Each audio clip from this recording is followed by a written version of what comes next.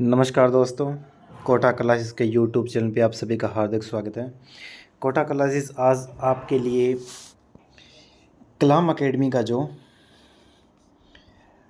का जो कल माइनर टेस्ट हुआ था, प्रथम टेस्ट, उसके जो क्वेश्चन प्लस आंसर आप सभी के सामने लेकर आए हैं ताकि आप सभी की तैयारी अच्छे से हो सके और क्वेश्चन का लेवल भी आप देख सको किस प्रकार से क्वेश्चन आ सकते हैं एग्ज़ाम के व्यू से।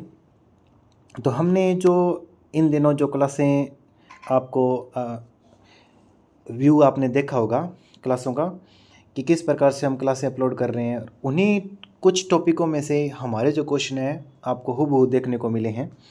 तो आज की क्लास हम स्टार्ट करते हैं। जिसने भी ये यूट्यूब चैनल हमारा सब्सक्राइब नहीं कर रखा है वो इसको सब्सक्राइब करें ताकि आपको क्लास के साथ ही नोटिफिकेशन प्राप्त हो सके और क्लास को आप जल्दी देख सको। तो आज का हमारा जो फर्स्ट क्वेश्चन है, देखिए, राजस्थान में निम्नलिखित स्थलाकृतियों का उत्तर से दक्षिण में उनकी अवस्थिति का सही क्रम बताना है।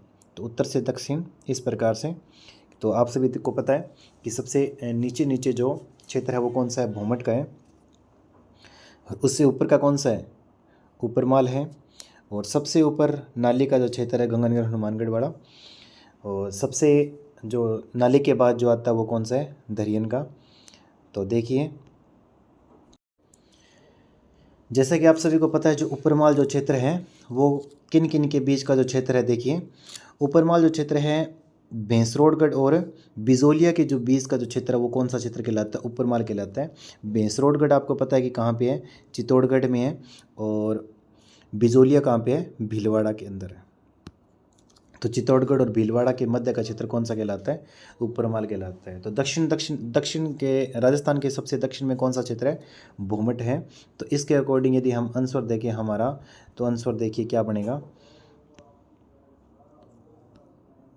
सबसे पहले नाली आएगा एक नंबर पे। नाली के बाद क्या आएगा, दरियन आएगा।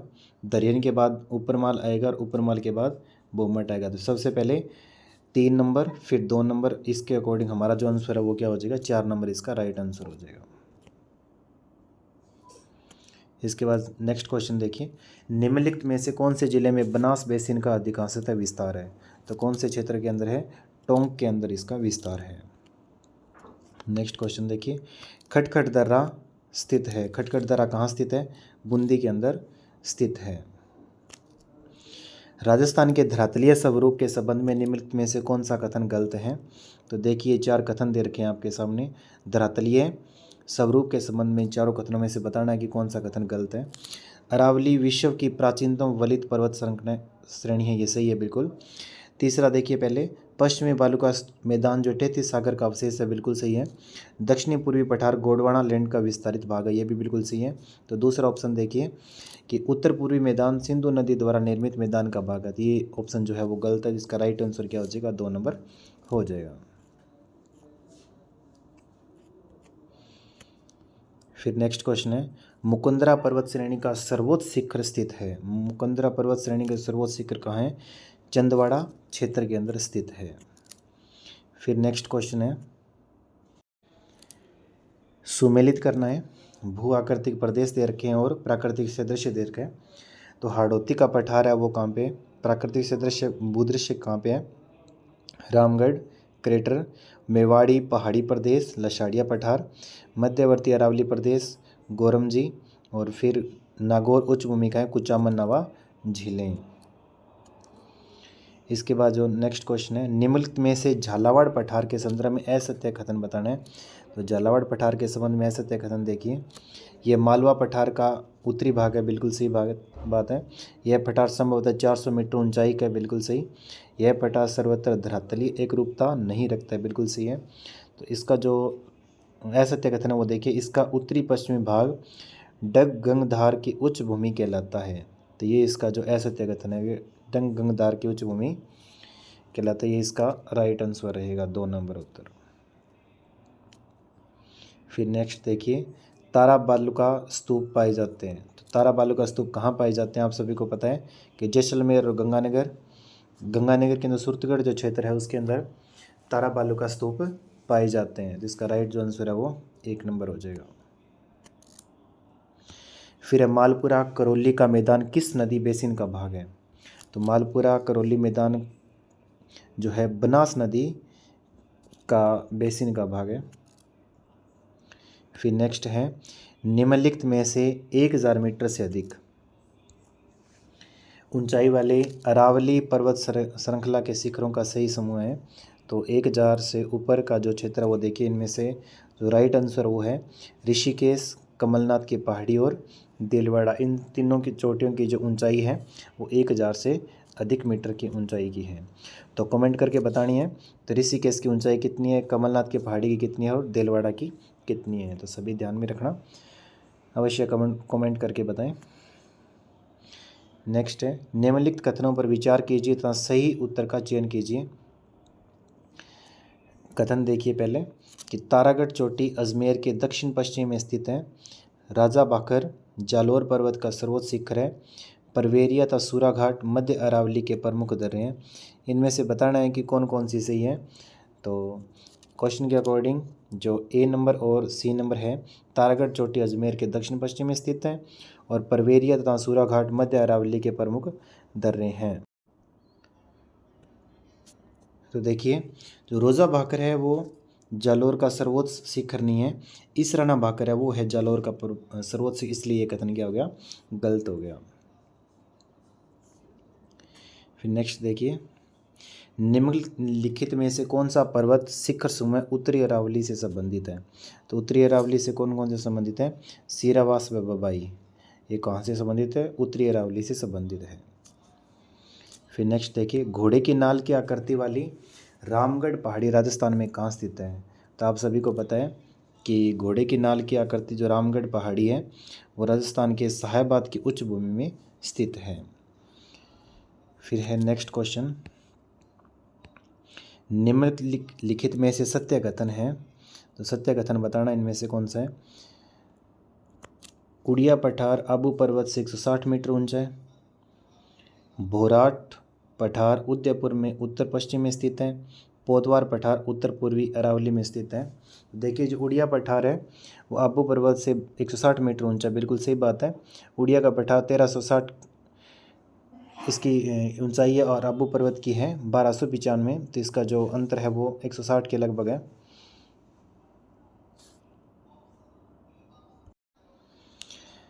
तो उड़िया पठार की जो ऊंचाई है वो 1360 है और आबू पर्वत की है 1200 है, 1295 नहीं है, सॉरी, ये 1295 को मत काउंट करना आप।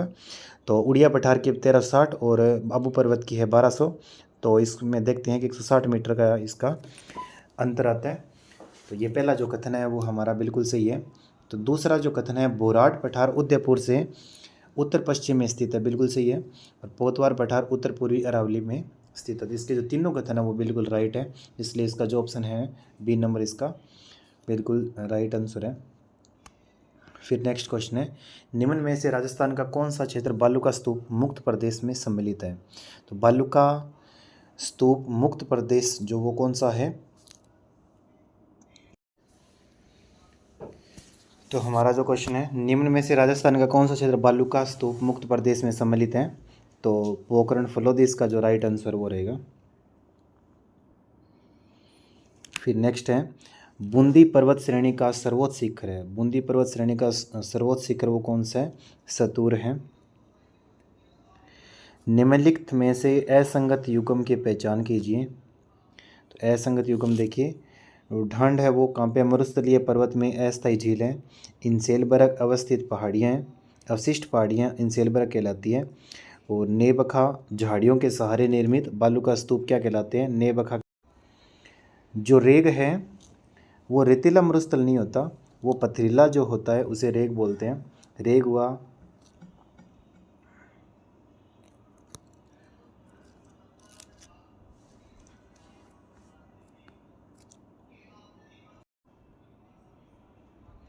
नेक्स्ट क्वेश्चन है मेवल क्या है? मेवल है जो डूंगरपुर व बांसवाड़ा के मध्य जो पर्वतीय क्षेत्र है वो क्या कहलाता है? मेवल कहलाता है। फिर नेक्स्ट क्वेश्चन अरावली को दक्षिणी पूर्वी पठार से अलग करने का भ्रंश दरार कौन सा है? तो महान सीमा भ्रंश अरावली को दक्षिण पूर्वी पठार से क्या करता है, अलग करता है। निम्न राजस्थान में निम्न में से कौन से जिला मुख्यतः भीड़ से प्रभावित होता है? भीड़ से प्रभावित होने वाला जो क्षेत्र है वो कौन सा है? सवाई माधोपुर, धौलपुर और कोटा वाला जो क्षेत्र है वो किससे प्रभावित होता है? भीड़ से प्रभावित होता है। फिर निम्नलिखित पठारों के पूर्व से पश्चिम की ओर व्यवस्थित क्रम को पहचान कर सही उत्तर की पहचान करनी है।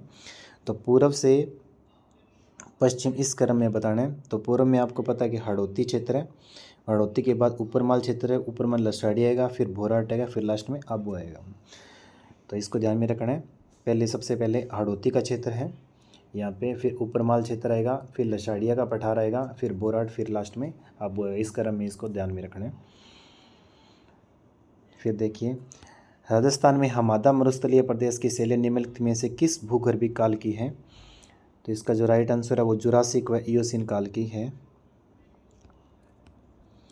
फिर नेक्स्ट है, निम्नलिखित में से दक्षिणी पूर्वी पठार का भाग नहीं है। तो दक्षिण पूर्वी पठार का जो भाग है वो पहले देखेंगे भाग कौन कौन से हैं। साहेबाड़ उच्च भूमि इसका भाग है, डग गंगधार उच्च भूमि इसका भाग है, अर्धचंद्राकार पर्वत श्रेणियाँ भी इसका भाग है। तो देवगढ़ का पीडमांट जो मैदान है वो इसका भाग नहीं है। इसका जो राइट आंसर वो क्या हो जाएगा? इसका 4 नंबर आंसर हो जाएगा। फिर राजस्थान में निम्नलिखित में से किस बालू का स्तूप को जीवावशेष बालू का स्तूप माना जाता है? तो जीवावशेष जो अवरोधी हैं उसको जीवावशेष बालू का स्तूप माना जाता है। इसका जो राइट आंसर वो क्या हो जाएगा? 4 नंबर हो जाएगा। विंध्यन कगार भूमि प्रमुखतः निर्मित है। तो विंध्यन कगार भूमि कौन सी है? बालू का पत्थर व सेल से जो निर्मित है उसको क्या बोलते हैं? विंध्यन कगार भूमि कहते हैं। फिर निम्नलिखित में से कौन सा सम्मिलित नहीं है? तो लूसी बेसिन नेहड़ है, शेखावटी प्रदेश जोड़ कहलाता है, गगर मैदान नाली कहलाता है, तो नागौर उच्च भूमि है वो डोरा पर्वत नहीं कहलाता है।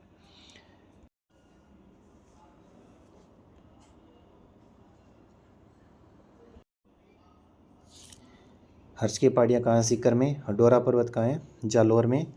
और कमली घाट कहाँ है? राजसमंद के अंदर है। और नाथी हाथी की नाल जो वो कहाँ पे है? उदयपुर के अंदर। इसके अकॉर्डिंग जो हमारा जो राइट आंसर है वो क्या हो जाएगा? 3 नंबर हो जाएगा। फिर अरावली पर्वतमाला के संदर्भ में असत्य कथन की पहचान करनी है। तो असत्य कथन देखिए, यह वर्तमान में अवशिष्ट पर्वत के रूप में है, बिल्कुल सही है। यह मरुस्थल के पूर्वी विस्तार को रोकता है, बिल्कुल सही है। यह दक्षिण पश्चिम से उत्तर पूर्व दिशा में विस्तृत है, बिल्कुल सही है। इसका निर्माण ट्रस्ट युग में हुआ था, ट्रस्ट युग में नहीं हुआ था। अरावली पर्वतमाला का निर्माण प्री कैम्ब्रियम युग के अंदर हुआ था। तो इसका जो असत्य कथन बताना तो 3 नंबर हो जाएगा। राजस्थान की मिट्टी के संबंध में असत्य कथन की पहचान कीजिए। तो राजस्थान की मिट्टी में बताना है कि थार मरुस्थल में ग्रेनाइट और बलुआ पत्थर सेलों से बलुई मिट्टी का निर्माण हुआ। दक्षिणी भाग में ग्रेनाइट, नीस और क्वार्टजाइट सेलों से लाल लोमी मिट्टी का निर्माण हुआ। फिर है दक्षिणी पूर्वी भाग में बेसाल्ट लावा के शरण से काली मिट्टी का निर्माण हुआ, बिल्कुल सही बात है ये तीनों। तो ऐसे कथन है दक्षिणी भाग में फॉस्फेटिक सेलों के शरण से मिश्रित लाल काली मिट्टी का निर्माण हुआ, ये है बिल्कुल। इसका जो राइट आंसर वो क्या आ जाएगा? 4 नंबर हो जाएगा।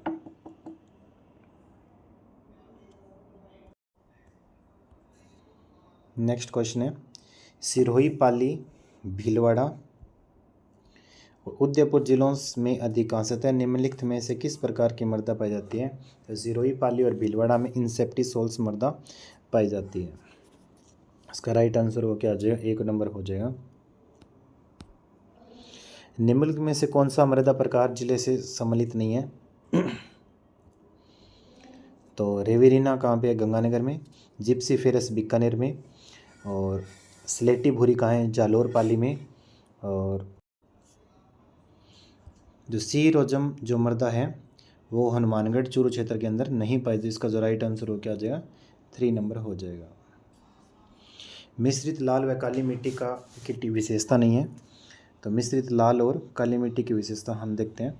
चूना, नाइट्रोजन व फास्फोरस की कमी पाई जाती है, बिल्कुल सही है। यह मिट्टी डूंगरपुर चित्तौड़गढ़ में मिलती है, बिल्कुल सही है। कपास, गन्ना व मक्का के लिए उपयुक्त है, बिल्कुल सही है। इसमें सर्वाधिक मोटे कण पाए जाते हैं। तो मिश्रित लाल व काली मिट्टी में मोटे कण नहीं पाए जाते हैं। इसका जो राइट आंसर वो क्या आ जाएगा, 2 नंबर हो जाएगा। फिर नेक्स्ट है, उदयपुर व कोटा जिले में अधिकांशतः है। उदयपुर कोटा जिले के अंदर कौन सी है मृदा है, पर्वतीय मृदा पाई जाती है। फिर नेक्स्ट है, सुमेलित करना है कि कौन सी जो मिट्टी है वो कहाँ पाई जाती है, बिल्कुल इंपॉर्टेंट है। एरिडोसोल्स कहाँ है, शुष्क व अर्धशुष्क प्रदेश कहलाता है। इंसेप्टिसोल्स अर्धशुष्क व आर्द्र है। एल्फिसोल्स उप आर्द्र व आर्द्र है। वर्टिसोल आर्द्र व अति आर्द्र है। तो इसमें देखनी है, सुमेलित करना है आप सभी को। नेक्स्ट है, राजस्थान में निम्नलिखित में से कौन सी जिले मृदा की परिस्थिति की समस्या सेम से प्रभावित भीषणतम प्रभावित है। तो आप सभी को पता है कि जो पंजाब के साथ जो लगने वाले जो ज़िले हैं, गंगानगर और हनुमानगढ़ ज़िले, वो सेम से प्रभावित, इसलिए इसका जो राइट आंसर वो क्या हो जाएगा, 3 नंबर हो जाएगा। निम्नलिखित में से उपयुक्त जिला युगम की पहचान करें और जहां लाल पीली मृदा पाई जाती है। लाल पीली मृदा कौन से क्षेत्र में पाई जाती है, आप सभी को पता है कि सवाईमाधोपुर, धौलपुर और करौली के क्षेत्र में लाल पीली मृदा पाई जाती है। रेतीली और बलुई दोमट मृदा राजस्थान के कितने भूभाग पर विस्तृत है।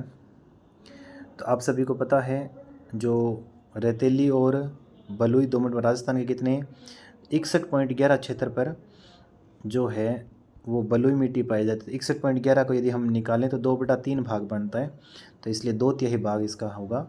1 नंबर इसका राइट आंसर हो जाएगा। एक संगीतज्ञ को संगीत प्रस्तुत करना चाहिए, कलाकार को चित्रकारी प्रस्तुत करनी चाहिए और कवि को कविता लिखनी चाहिए, और एक व्यक्ति को वह होना चाहिए जो वह हो सकता है। मैस्लो का यह कथन किस आवश्यकता की पूर्ति करता है। वो आत्मसिद्धि की आवश्यकता की पूर्ति करता है। आत्मसिद्धि से मतलब है कि जो कोई व्यक्ति है खुद, वो जो व्यक्ति स्वयं है वो उसी कार्य को यदि करता है, वो आत्मसिद्धि के अंतर्गत आता है। फिर नेक्स्ट है, वह सुदृढ़ और अचल उत्तेजक जो प्राणी से समायोजन की अनुक्रिया की मांग करता है कहलाता है। वह सुदृढ़ व अचल उत्तेजक जो प्राणी से समायोजन की अनुक्रिया की मांग करता है वो अंतर्नोद कहलाता है। तो इसका जो राइट आंसर वो क्या हो जाएगा, 2 नंबर हो जाएगा। अधिगम प्रक्रिया में अभिप्रेरणा की भूमिका के संबंध में असत्य है। अधिगम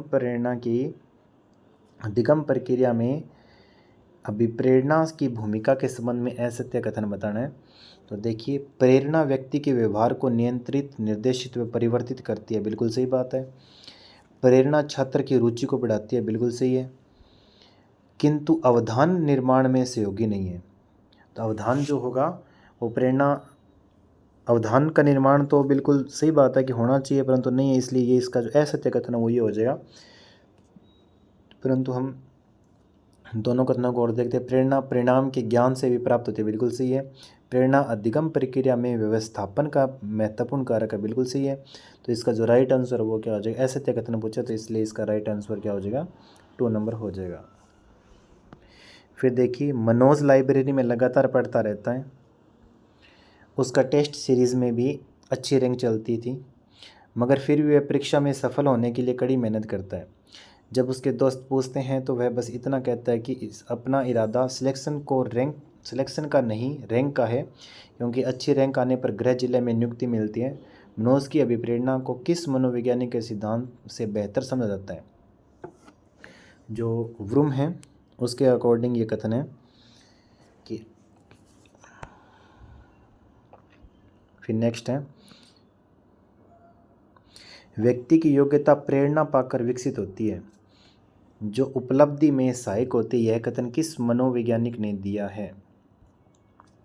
तो उपलब्धि में सहायक होती है, व्यक्ति की जो प्रेरणा है, योग्यता है, वो प्रेरणा पाकर ज़्यादा विकसित होती है। किस मनोवैज्ञानिक का यह कथन है, ये है वुडवर्थ का। तो इसका जो राइट आंसर वो क्या हो जाएगा, 3 नंबर हो जाएगा। स्किनर के अनुसार शिक्षा मनोविज्ञान के प्रारंभ का समय माना जा सकता है। तो शिक्षा मनोविज्ञान प्रारंभ का जो समय है वो स्किनर के प्रारंभ का समय माना जा सकता है वो है अरस्तु से माना जा सकता है। असत्य कथन बताना है। देखिए, स्टीफन ने शिक्षा मनोविज्ञान को शैक्षणिक विकास का क्रमिक अध्ययन बताया, बिल्कुल सही बात है। क्रो एंड क्रो ने शिक्षा मनोविज्ञान को जन्म से वृद्धावस्था तक सीखने के अनुभव का वर्णन और व्याख्या करना बताया, बिल्कुल सही है। कोलसैनिक शिक्षा मनोविज्ञान में मनोवैज्ञानिक सिद्धांत व खोज का शिक्षा में प्रयोग मानते हैं, बिल्कुल सही है। नाल व अन्य शिक्षा मनोविज्ञानों को मानवीय व्यवहार का शैक्षिक परिस्थिति में अध्ययन मानते हैं, ये बिल्कुल गलत है। तो इसका जो राइट आंसर वो क्या हो जाएगा, 4 नंबर हो जाएगा। फिर नेक्स्ट देखिए, एक विचार जो मनोविज्ञान में निरीक्षण और मापन का बल देता है, जिसने बाल मनोविज्ञान के अध्ययन को प्रोत्साहित किया, यह संप्रदाय है। यह संप्रदाय कौन सा संप्रदाय है, व्यवहारवाद है। तो इसका जो राइट आंसर वो क्या हो जाएगा, 3 नंबर हो जाएगा। शिक्षा मनोविज्ञान के संबंध में स्टिक विचार है। शिक्षा मनोविज्ञान देखिए, शिक्षा में प्रकृति मनोवैज्ञानिक होती है, बिल्कुल सही है। विधायक विज्ञान है, बिल्कुल सही है।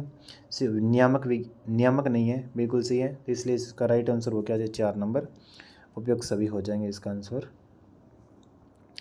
एक छात्रा परी रोज स्कूल में संगीत कक्षा में भाग लेती है। वह कहती है कि मुझे संगीत से अच्छा सुकून मिलता है। तो संगीत में भाग लेते हैं क्योंकि उसको संगीत से क्या मिलता है, सुकून मिलता है। लेकिन अगर मैं वह क्लास मिस कर दूँ तो मेरे 100% अटेंडेंस का सर्टिफिकेट नहीं मिलेगा, तो मुझे एक स्कॉलरशिप के लिए ज़रूरी है। तो 100% अटेंडेंस है वो किसके लिए ज़रूरी है, स्कॉलरशिप के लिए। और जो कक्षा में संगीत कक्षा में वो जाती है क्योंकि उसको अच्छा सुकून मिलता है। यदि वो नहीं जाएगी तो उसकी 100% अटेंडेंस नहीं होगी, और 100% अटेंडेंस नहीं होगी तो उसको स्कॉलरशिप नहीं मिलेगी। तो ऑप्शन देखते हैं, कौन सा कथन अभिप्रेरणा की प्रकृति को स्पष्ट रूप से विश्लेषित करता है। देखिए, परी केवल बाहरी प्रेरणा से संचालित है, बिल्कुल नहीं है। परी पूरी तरह से आंतरिक भी नहीं है। परी के व्यवहार में दोनों प्रकार की अवप्रेरणा है, आंतरिक भी और बाह्य। इसलिए इसका जो राइट आंसर वो क्या हो जाएगा, 3 नंबर हो जाएगा। एक व्यक्ति शक्ति या सामर्थ्य का बोध प्राप्त करने के लिए खेल सितारों की कहानी पढ़ता है अथवा किसी लोकप्रिय व्यक्ति के साथ संलग्न होता है। शक्ति अभिप्रेरक अभिव्यक्ति हेतु मैक्सीलैंड के अनुसार यह कौन सी विधि ये बाहरी स्रोत की है। तो बाह्य कार्यों पर ही वो अपना ध्यान दे रहा है। तो बाह्य जो सितारे हैं, खेल सितारे हैं, उनकी कहानी पढ़ रहा है, मतलब कि बाह्य स्रोत है वो। फिर है नेक्स्ट, शैक्षिक मनोविज्ञान के शिक्षक के लिए शैक्षिक निहितार्थ आशय निम्नलिखित में से कौन से हैं।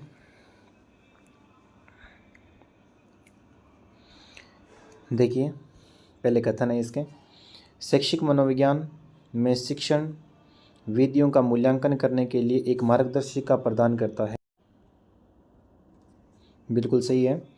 छात्रों को समझने के पश्चात एक शिक्षक अधिगम की प्रक्रिया में सुधार करने में मदद करता है, यह भी बिल्कुल सही है। यह शिक्षक में बुद्धि लब्धि के विकास में सहायक, बुद्धि लब्धि में विकास में सहायक नहीं होता शिक्षा मनोविज्ञान।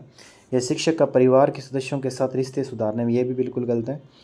यह शिक्षक के छात्रों की समस्याओं को समझने और व्यक्तिगत शैक्षिक कार्यक्रम तैयार करने में मदद करता है, बिल्कुल सही है। इसका जो 1, 2 और 5 जो कथन है वो बिल्कुल सही है। इसलिए इसका जो राइट आंसर वो क्या नाम हो जाएगा, 4 नंबर इसका राइट आंसर हो जाएगा। निम्नलिखित में से कौन सा कथन शैक्षिक मनोविज्ञान के प्रकृति का वर्णन नहीं करता है। तो प्रकृति का जो वर्णन है वो जो नहीं करता वो देखिए,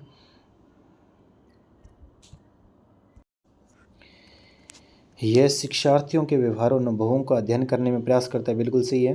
यह शैक्षिक लक्ष्यों और शिक्षा प्रदान करने के उद्देश्य में परिभाषित करता है। शैक्षिक लक्ष्यों शिक्षा प्रदान करने में उद्देश्यों को परिभाषित करता है, बिल्कुल नहीं। यह उन तकनीकों का वर्णन करता है और आवश्यक ज्ञान प्रदान करता है जिनके द्वारा लक्ष्यों को प्रभावी ढंग से प्राप्त किया जा सकता है, बिल्कुल सही है। यह शिक्षा के मूल्यों को प्रदान करने से संबंधित है, बिल्कुल सही है। यह अधिगम प्रक्रिया को बेहतर समझ को बढ़ावा देता है, नहीं। तो इसका जो देखिए क्वेश्चन में क्या पूछा है, प्रकृति का वर्णन नहीं। शैक्षिक मनोविज्ञान की प्रकृति का जो 2 नंबर और जो 5 नंबर है वो शैक्षिक मनोविज्ञान की प्रकृति का वर्णन नहीं करता है। तो 2 और 5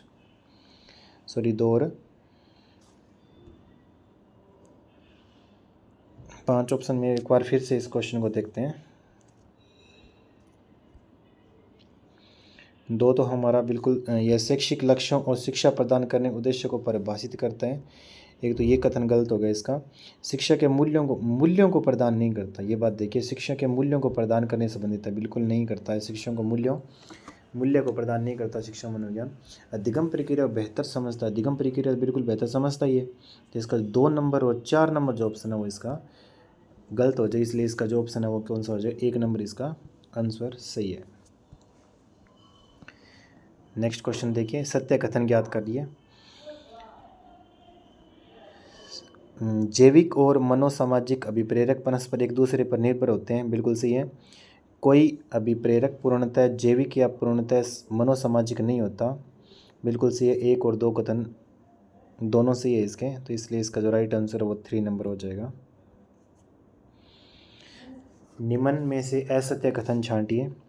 विलहेल्म वुंट ने अपने सहयोगी टीचर के साथ 1879 में मनोविज्ञान की पहली प्रयोगशाला का निर्माण किया, बिल्कुल सही है। वुंट और टीचर का संबंध प्रकार्यवाद से है, बिल्कुल गलत है ये, प्रकार्यवाद से इसका संबंध वुंट और टीचर का नहीं है। वुंट ने अंतर्दर्शन विधि का प्रयोग किया, बिल्कुल सही है। विलियम जेम्स ने प्रिंसिपल ऑफ साइकोलॉजी पुस्तक का लेखन किया, बिल्कुल सही है। तो इसलिए इसका राइट आंसर वो क्या हो जाएगा, 2 नंबर हो जाएगा। 24 जून 2025 को मुख्यमंत्री भजनलाल शर्मा ने पंडित दीनदयाल उपाध्याय अंत्योदय संबल पखवाड़े का शुभारंभ कहाँ से किया है, तो इसका जो विमोचन है वो बिचून जयपुर से इसका विमोचन किया गया है। अरावली ग्रीन वॉल परियोजना के संबंध में निम्नलिखित कथनों पर विचार कर नीचे दिए गए विकल्पों में से सबसे उपयुक्त उत्तर चुनें। तो यह परियोजना राजस्थान के 29 जिलों में है, तो राजस्थान के 29 जिलों में नहीं है, ये जो परियोजना राजस्थान के 19 जिलों में है। ओवरऑल देखा जाए तो 29 जिले बनते हैं, 4 राज्यों के जो 29 जिले हैं, परंतु राजस्थान के टोटल कितने जिले हैं, 19 जिले हैं। तो ये इसका कथन क्या हो गया, गलत। यह परियोजना अरावली पर्वत श्रृंखला के आसपास 5 किलोमीटर के बफर क्षेत्र में हरियाली का विस्तार करने का एक प्रमुख पहल है, बिल्कुल सही है। इसलिए इसका जो राइट आंसर है वो कथन बी सत्य है, इसलिए इसका जो राइट आंसर वो क्या हो जाएगा, 2 नंबर हो जाएगा। फिर नेक्स्ट है 4 जून 2025 को राजस्थान के मेनार और अंतर्राष्ट्रीय रामसर साइट की सूची में सम्मिलित किया गया है, इसके संबंध में निम्नलिखित कथनों पर विचार कीजिए। तो देखिए, यह उदयपुर जिले में स्थित एक मानसूनी वेटलैंड कॉम्प्लेक्स है, बिल्कुल सही है। ये इसे बर्ड विलेज के नाम से जाना जाता है, बिल्कुल सही है। यह वेटलैंड रात्रि नदी व विजय सागर तालाब से मिलकर बना, इसलिए इसका 1 और 2 जो कथन है बिल्कुल इसके सही है। ए और बी कथन बिल्कुल सही है, इसलिए इसका जो राइट आंसर है वो 3 नंबर हो जाएगा। 12 जून 2025 को उत्कल रंजन साहू का राजस्थान लोक सेवा आयोग को अध्यक्ष बनाया गया। आरपीएससी का जो अध्यक्ष है उत्कल रंजन साहू को बनाया गया, वो कौन से अध्यक्ष हैं, 40वें अध्यक्ष चुने गए। इस पद पर उनका कार्यकाल कब तक रहेगा, 19 जून 2026 तक रहेगा।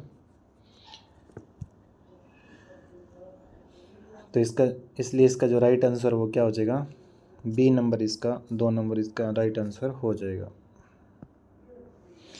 नवंबर 2025 में खेलो इंडिया यूनिवर्सिटी गेम्स के 5वें संस्करण का आयोजन राजस्थान के किन 2 संस्थानों की मेज़बानी में करवाया जाना प्रस्तावित है। तो नवंबर 2025 में खेलो इंडिया यूनिवर्सिटी गेम के 5वां संस्करण है, और 2 संस्थानों में कहाँ प्रस्तावित है, एक तो पूर्णिमा विश्वविद्यालय जयपुर के अंदर या राजस्थान विश्वविद्यालय जयपुर के अंदर ये प्रस्तावित है, इसलिए इसका जो राइट आंसर वो क्या हो जाएगा, 3 नंबर हो जाएगा। विश्व पर्यावरण दिवस के अवसर पर मुख्यमंत्री भजनलाल शर्मा ने जयपुर की 3री लेपर्ड सफारी का शुभारंभ वो कहाँ से किया था, भीड़ पापड़ से इसका शुभारंभ किया, इसलिए इसका राइट आंसर क्या हो जाएगा, 4 नंबर हो जाएगा। साहित्य अकादमी द्वारा वर्ष 2025 हेतु राजस्थान भाषा का बाल साहित्य पुरस्कार भोगीलाल पाटीदार को प्रदान किया गया। उन्हें यह पुरस्कार किस कृति के लिए दिया गया, तो ये जो पुरस्कार है वो पखेरुवन नी पीरा के लिए इसको आविष्कार दिया गया, इसलिए इसका राइट आंसर 2 नंबर हो जाएगा। जून 2025 में चांगवोन में आयोजित वर्ल्ड शूटिंग पैरा स्पोर्ट्स विश्व कप 2025 में राजस्थान के किस खिलाड़ी ने व्यक्तिगत स्पर्धा में स्वर्ण पदक जीता है? तो स्वर्ण पदक जीतने वाले कौन थे? रुद्राश खंडेलवाल थे, इसलिए इसका जो राइट आंसर है वो 2 नंबर हो जाएगा। हाल ही में केंद्र सरकार ने गजट नोटिफिकेशन जारी कर राजस्थान को भारतीय मसाला बोर्ड के अंतर्गत आधिकारिक रूप से 53वें मसाले के रूप में अधिसूचित किया है। तो 53वें मसाले के रूप में पान मेथी को किया है, तो इसलिए इसका राइट आंसर 1 नंबर हो जाएगा। 26 जून को मुख्यमंत्री भजनलाल शर्मा ने जोधपुर स्थित मारवाड़ इंटरनेशनल सेंटर से जोधपुर शहर विधायक अतुल बंसाली की किन 2 नवाचारी पहलों को शुभारंभ किया है? तो भजनलाल जी शर्मा ने 26 जून को विधायक शिक्षा का साथी तथा मातृ वन योजना का शुभारंभ किया था, इसलिए इसका जो राइट आंसर वो 3 नंबर हो जाएगा। राजस्थानी भाषा के लिए राजस्थानी शब्द का सर्वप्रथम जो प्रयोग है वो आप सभी को पता है, ग्रियर्सन ने किया था। और ग्रियर्सन की पुस्तक कौन सी थी? Linguistic survey of India. तो राजस्थानी भाषा का जो हमने क्लास डाल रखी थी उसका सेम जो क्वेश्चन है वो यही है। तो जिसने भी वो क्लास नहीं देखी है वो आज उस क्लास को देखें। निम्नलिखित मारवाड़ी की उपबोलिताओं से संबंधित क्षेत्र में सही सम्मिलित करना है। सही सम्मिलित नहीं है बताना है। जो ढाटी है वो बाड़मेर का क्षेत्र है, बिल्कुल सही है। देवड़ावाटी वो सिरोही का है और खेराड़ी है वो शाहपुरा का है। जो गोडवाड़ी है वो फलोदी का क्षेत्र नहीं है, इसलिए इसका जो राइट आंसर है वो क्या हो जाएगा? 4 नंबर हो जाएगा। डूंगरपुर व बांसवाड़ा को क्षेत्र है, डूंगर बोली जाने वाली बोली आप सभी को बताया था कि डूंगरपुर बांसवाड़ा के अंदर बागड़ी जो बोली है वो गंगानगर हनुमानगढ़ क्षेत्र के अंदर और डूंगरपुर और बांसवाड़ा के अंदर वागड़ी बोला जाती है। तो वाह का ध्यान रखना है। तो गंगानगर हनुमानगढ़ के अंदर बे आएगा और डूंगरपुर बांसवाड़ा के अंदर वाह आएगा। तो यहाँ ये देख लेना कि जहाँ बांसवाड़ा आ गया जो पहले से बह है तो वहाँ बह थोड़ी आएगा। मतलब कि जहाँ पे कोई पहले चीज़ होती है वहाँ वो चीज़ सेम थोड़ी आ सकती है। तो बांसवाड़ा है तो बह तो पहले से, इसलिए बह थोड़ी नहीं आएगा, वाह आएगा। इस प्रकार से याद इसको कर सकते हैं। रांगड़ी बोली के संबंध में निम्न कथनों पर विचार कीजिए। जो रांगड़ी बोली है अपनी करक्षता के लिए जानी जाती है। यह मेवाड़ की उपबोली है, मेवाड़ की उपबोली नहीं है। तो यह इस राइट आंसर वो 1 नंबर हो जाएगा। कथन 1 बिल्कुल सही है। निम्नलिखित में से एक पूर्वी राजस्थान की उपबोली नहीं है। तो पूर्वी राजस्थान में कौन कौन सी बोली बोली जाती है? चौरासी बोली जाती है, कोठेड़ी है, राजावाटी है, मेरवाड़ी इसमें नहीं बोली जाती, इसलिए इसका राइट आंसर 2 नंबर हो जाएगा।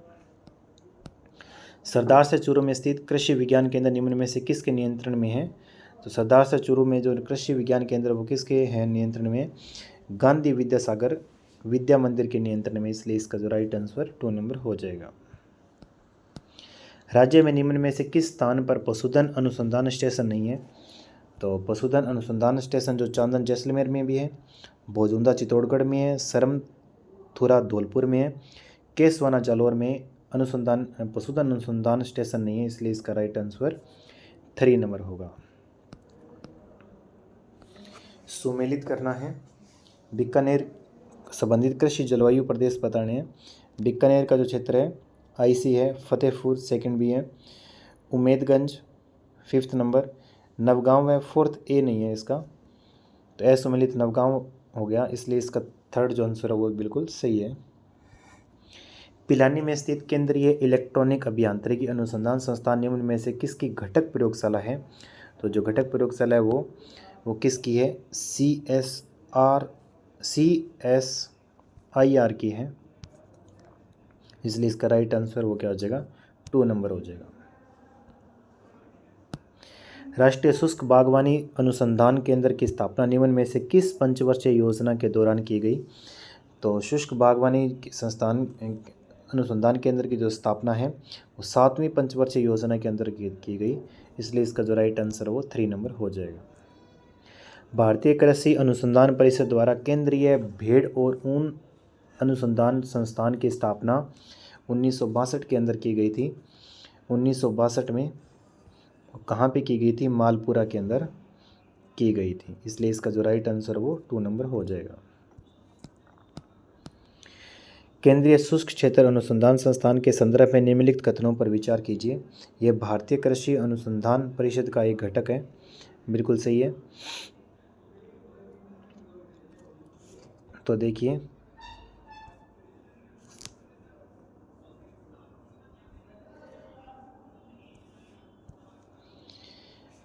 केंद्रीय शुष्क अनुसंधान संस्थान के संदर्भ में विचार करना, यह भारतीय कृषि अनुसंधान परिषद का एक बिल्कुल घटक, बिल्कुल सही है।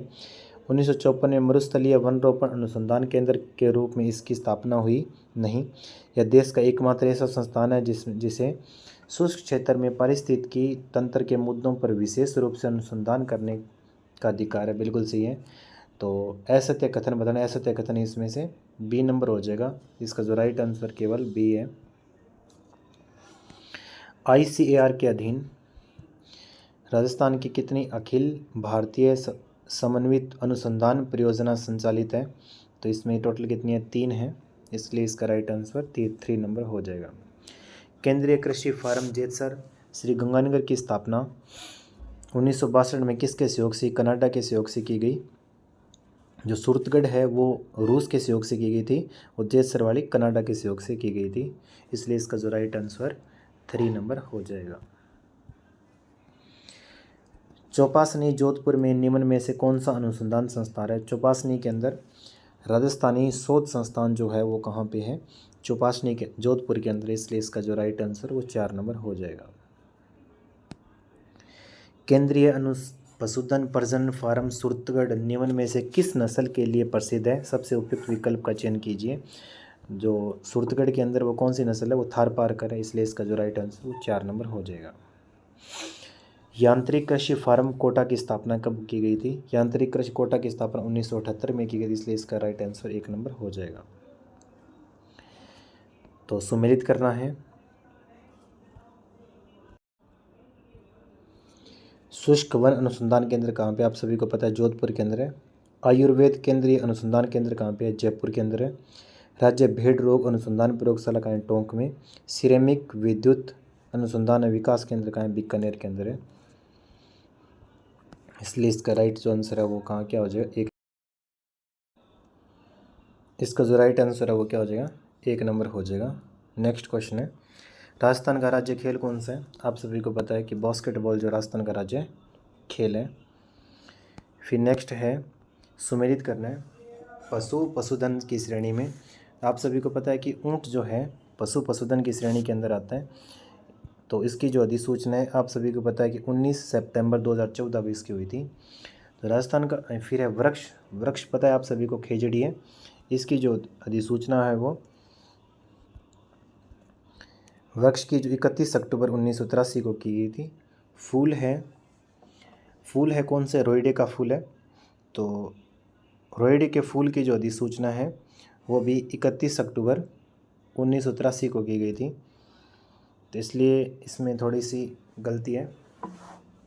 फिर पशु वन्य जीव श्रेणी का देखिए, वन्य जीव श्रेणी की जो अधिसूचना है वो कब की गई थी? तो वन्य जीव की 12 दिसंबर 1983 को की गई थी। यहाँ पे फूल ना आकर के क्या आएगा? पक्षी आएगा,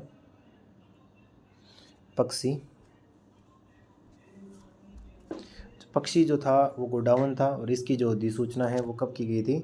21 मई 1982 को की गई थी, इसलिए इसका जो राइट आंसर वो हो जाएगा। तो बताइए, जो 12 दिसंबर 1983 को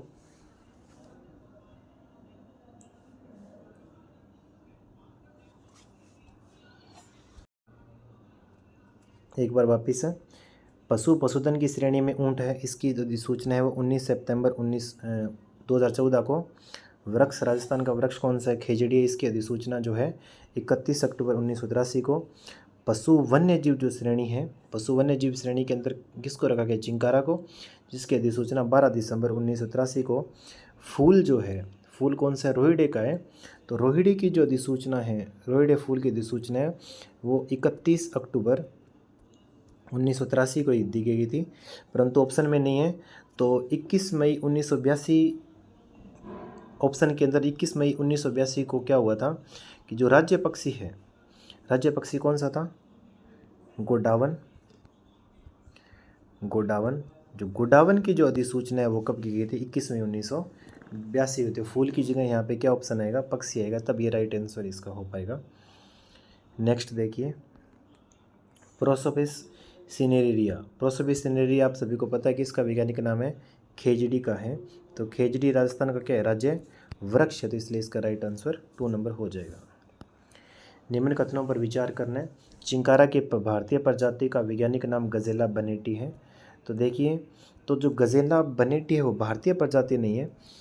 एक अपने माने कि चिंकारा की जो प्रजाति है वो गजेला बनेटी है, परंतु भारतीय जो प्रजाति है वो कौन सी है? गजेला गजेला है, गजेला गजेला। तो ध्यान में रखना। चिंकारा मुख्यतः पूर्वी राजस्थान में पाया जाता है, बिल्कुल सही है। चिंकारा जो पूर्वी राजस्थान में पाया जाता है, नहीं। चिंकारा प्रजनन के नाहरगढ़ अभ्यारण्य जयपुर में है, बिल्कुल सही है। तो इसलिए इसका जो राइट आंसर वो 3 नंबर हो जाएगा। तो सत्य कथन पूछा है। निम्न कथनों पर विचार कीजिए। 21 मई 1982 को अधिसूचना जारी कर गोडावन को राज्य पक्षी घोषित किया गया, बिल्कुल सही बात है। तो 21 मई 1982 को अधिसूचना जारी, जिसमें गोडावन को राज्य पक्षी घोषित किया गया। इस अधिसूचना के माध्यम से वन्य जीव अभियान 1972 के उपबंधों के अधीन गोडावन को पूर्णतः संरक्षित घोषित किया गया, बिल्कुल सही है। ये दोनों कथन असत्य कथन बताना है, तो असत्य कथन न तो ए है और न ही बी है। निम्न में से कौन सा कृषि विज्ञान केंद्र राई सरसों अनुसंधान निदेशालय के प्रशासनिक नियंत्रण में है? तो राई सरसों अनुसंधान केंद्र किसके? बानसून अलवर के अधीन है, इसलिए इसका राइट आंसर 1 नंबर हो जाएगा। कृषि अनुसंधान स्टेशन मंडोर की स्थापना कब की गई? तो मंडोर की स्थापना 1983 के अंदर की गई, इसलिए इसका राइट आंसर 4 नंबर हो जाएगा। एशिया का सबसे बड़ा कृषि फार्म, तो आप सभी को पता है कि सूरतगढ़ जो गंगानगर वाला जो है कृषि फार्म वो एशिया का सबसे बड़ा है, इसलिए इसका राइट आंसर 4 नंबर हो जाएगा। राजस्थान कृषि अनुसंधान संस्थान के अधिकार क्षेत्र में कौन सी कृषि जलवायु क्षेत्र आता है? तो राजस्थान कृषि अनुसंधान संस्थान के अंदर जो है 3A का जो क्षेत्र है वो आता है, इसलिए इसका राइट आंसर 1 नंबर हो जाएगा। मौलाना अब्दुल कलाम आज़ाद अरबी फारसी शोध संस्थान कहाँ स्थित है? तो ये संस्थान है कहाँ है? टोंक के अंदर है। ठंडे शुष्क क्षेत्रों के लिए क्षेत्र विशिष्ट कृषि पद्धतियों का विकास करने के लिए काजरी का क्षेत्रीय अनुसंधान केंद्र कहाँ स्थित है? तो काजरी का जो क्षेत्रीय अनुसंधान संस्थान है वो लेह के अंदर स्थित है, इसलिए इसका राइट आंसर 4 नंबर हो जाएगा। राष्ट्रीय बीजीय मसाला अनुसंधान केंद्र कहाँ स्थित है? तो ये तबीची के अंदर स्थित है। केंद्रीय झुंड पंजीकरण यूनिट अजमेर की स्थापना कब हुई? तो ये 2 अगस्त 1979 को हुई थी। भारतीय रेलवे अनुसंधान एवं परीक्षण केंद्र निम्न में से किस स्थान पर स्थित है? तो भारतीय रेल अनुसंधान परीक्षण केंद्र ये पंचभद्रा के अंदर स्थित है। घूमर निम्न में से किस जनजाति का पारंपरिक लोक नृत्य है? जो घूमर है वो भील का है। फिर नेक्स्ट है, राजस्थान का राज्य वृक्ष कौन सा है? तो राजस्थान का जो राज्य वृक्ष है वो कौन सा है? खेजड़ी है। गोडावन हेजिंग सेंटर कहाँ स्थित है? तो गोडावन हेजिंग सेंटर कहाँ स्थित है? रामदेवरा जैसलमेर के अंदर गोडावन हेजिंग सेंटर स्थित है। अब क्वेश्चन देखिए, मैथ के क्वेश्चन है। यदि 0.111 को 1/9 लिखा जाता है तो 0.444 किसके बराबर होगा? तो ध्यान से देखिए, 1/9 को यदि हम हल करते हैं तो हमारा जो आंसर है तो वो क्या आता है? 0.111 आता है। उसी प्रकार बताना है कि 0.444 जो है वो किसका हल करने पर जो आंसर आएगा। देखिए सीधे हम आंसर पे चलते हैं, तो 4/9 है, 4/9 को यदि हल करते हैं तो जो हमारा आंसर है 0.444 आता है, तो इसलिए इसका जो राइट आंसर वो क्या हो जाएगा? 4 नंबर हो जाएगा।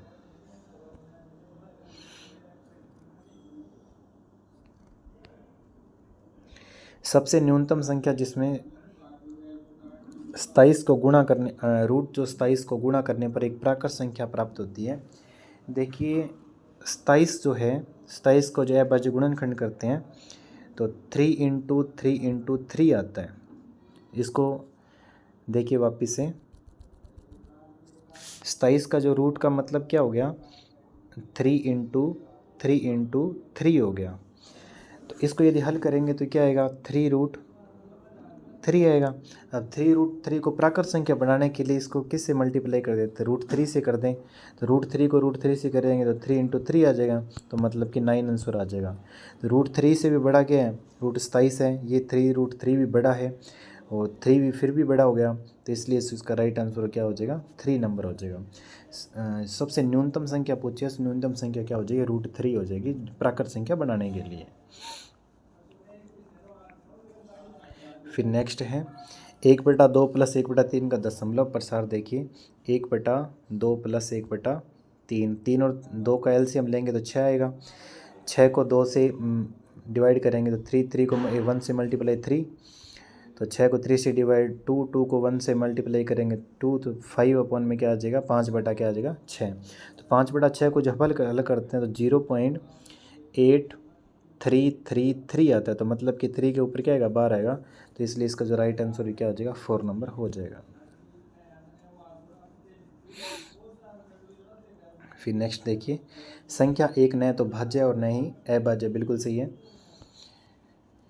छोटी से छोटी अभाज्य संख्या क्या है, 2 है, जो एकमात्र सम संख्या है। 3 अंकों की सबसे छोटी अभाज्य संख्या क्या है, 101 है। और सबसे बड़ी अभाज्य संख्या क्या है, 997, बिल्कुल सही बात है। तो इसके जो तीनों कथन है वो बिल्कुल क्या हो गए, बिल्कुल सही हो गए, इसलिए इसका राइट आंसर 4 हो गया।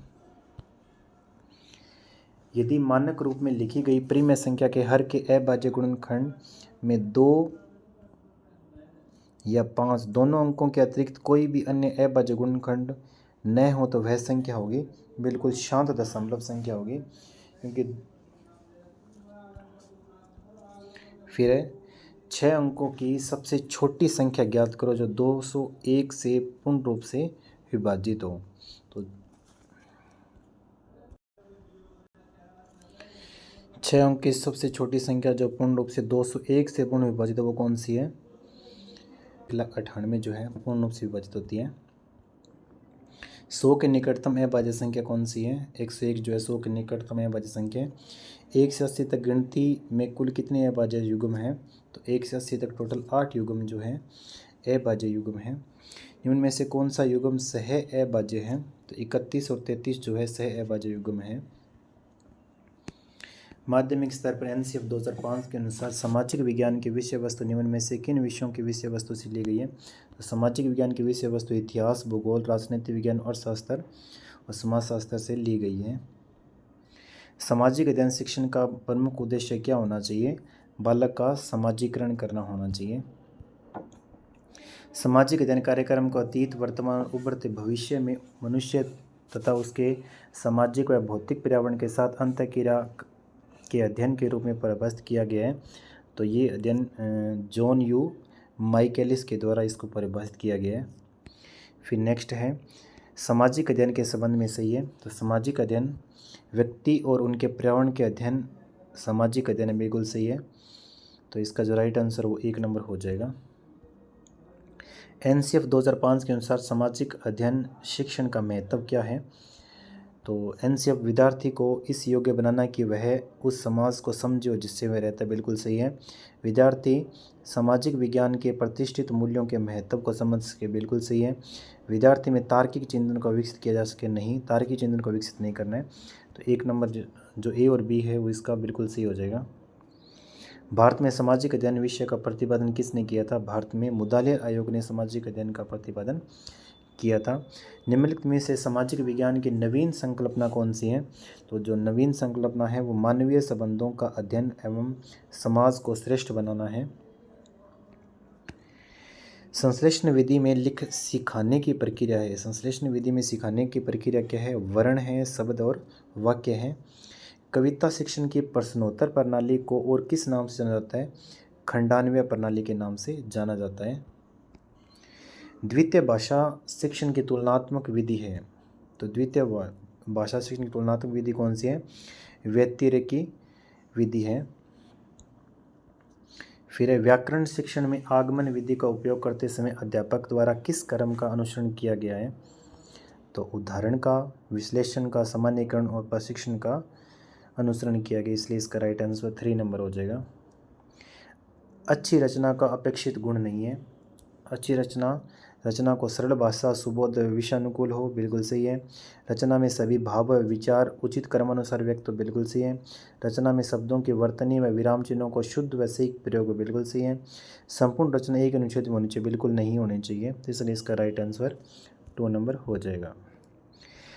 कर्म गति टारे हूँ नहीं टरे को एक शिक्षक अंतकथा के माध्यम से विस्तार पूर्वक प्रस्तुत कर रहे हैं। वह शिक्षक पद्य शिक्षक को किस विधि से अध्यापन कर रहे हैं, तो वह व्याख्या विधि से कर रहे हैं, क्योंकि वो एक पहरे के माध्यम से विस्तार से बताने का प्रयास कर रहे हैं, इसलिए वो व्याख्या विधि कहलाती है। नाद सौंदर्य, भाव सौंदर्य और विचार सौंदर्य का अभ्यास कराया जाता है, तो ये पद्य शिक्षण के अंदर इसका अभ्यास करवाया जाता है। व्याकरणिक नियमों को कंठस्थ कराने में की अपेक्षा कक्ष में भाषाई वातावरण बनाने पर अधिक बल दिया गया है। ये कौन सी विधि है? प्रत्यक्ष विधि है। निम्न में से किस विकल्प में सभी जातिवाचक संज्ञा है? तो जातिवाचक संज्ञा देखिए, भूकंप, जीव और तालाब, ये जो तीनों हैं वो कौन से हैं? जातिवाचक संज्ञा के अंदर है। कौन सी संज्ञा शब्द विश्लेषण शब्द से नहीं बना है? विश्लेषण शब्द से दक्षता भी बना है, कालिमा भी बना है, और गौरव नहीं बना, सौजन्य भी बने, इसलिए इसका राइट आंसर 4 नंबर हो जाएगा। निम्नलिखित में किस विकल्प में सभी शब्द भाववाचक संज्ञाएं हैं? तो भाववाचक संज्ञाएं में मिठास भाववाचक संज्ञा, जुलम एक भाववाचक संज्ञा है, दौर्बल्य भी एक भाववाचक संज्ञा है, तो इसका राइट आंसर वो क्या हो जाए? 1 नंबर हो जाएगा। किस क्रम में निजवाचक सर्वनाम नहीं है? निजवाचक सर्वनाम वह अपने आप ही विदा ले गया, निजवाचक सर्वनाम है। आप भला तो जग भला निजवाचक है, वह स्वतः चला निजवाचक। आप पदार्थ का अनुग्रहित करें, ये निजवाचक सर्वनाम नहीं है, तो इसका जो राइट आंसर वो 3 नंबर हो जाएगा। मुझे घर जाना है, इस वाक्य में मुझे क्या है? मुझे एक सर्वनाम है, इसलिए इसका राइट आंसर 2 नंबर हो जाएगा। फिर है पशु शब्द का विश्लेषण होगा। पशु शब्द का जो विश्लेषण है वो पाश्विक होता है, न कि पशुत्व होता है, इसलिए इसका राइट आंसर 4 नंबर हो जाएगा। निम्न विशेषण शब्द नहीं है। विशेषण जो शब्द है मौलिक विशेषण है, गांगे विशेषण है, कुलीन विशेषण है, तो माधुर्य है वो विशेषण नहीं है, इसलिए इसका राइट आंसर 1 नंबर हो जाएगा। तू, तुम, आप हिंदी में कौन से पुरुषवाचक सर्वनाम है? तो इसके अंदर जो है मध्यम पुरुषवाचक सर्वनाम है। इसी के साथ जो हमारा जो कलाम एकेडमी का जो माइनर जो फर्स्ट जो टेस्ट हुआ था वो कंप्लीट होता है। तो आप सभी से आशा है कि आपको वीडियो अच्छी लगी होगी, तो ज़्यादा से ज़्यादा लाइक, शेयर, सब्सक्राइब कीजिए ताकि हमारे को मोटिवेशन मिलता रहे। तो धन्यवाद।